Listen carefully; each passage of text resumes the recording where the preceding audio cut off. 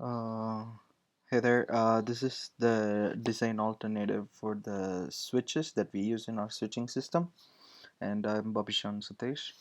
Um, so the first switch that came to our mind when we thought about the switching matrix was electromagnetic relay.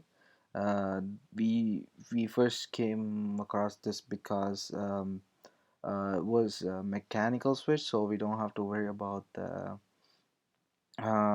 resistors. It doesn't need any resistors to carry different voltages or different currents.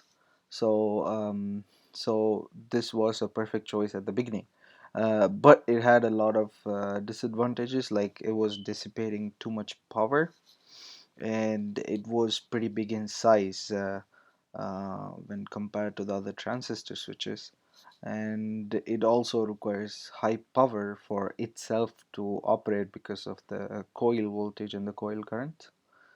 And this is a data sheet of a regular relay. um, and the next option that we had was actually recommended to us by Doug. So this is a combination of optovoltaic isolator and a MOSFET. So uh, this this was a perfect switch for our system, actually, because the optovoltaic isolator, it isolates the input voltage for the switch. So the switch operates basically in 3.3 volt, and the MOSFET is set for the maximum of plus or minus 12 volt, and it'll just carry that plus or minus 12 volt despite the input voltage that operates the switch. But still, we had some problems mm, in building this circuit, and it was pretty big because of two components, because we're using two components at the same time.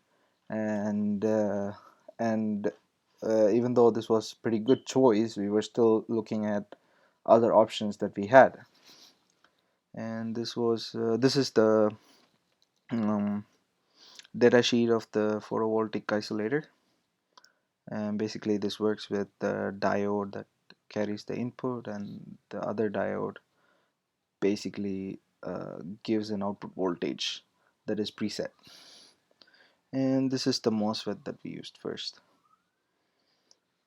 And the last option that we chose, and this is probably the final option that we chose, and this is a solid state relay. So this solid state relay was a single component which had the combination of optoisolator and the MOSFET inbuilt in it. So we didn't have to have those two parts separately embedded in our system. Instead, we can just have one small part, and this was comparatively very cheap compared to the photovoltaic optic isolator, which was $7, and this one was just $4, but it had both the MOSFET and the isolator in it. And the only disadvantage of this is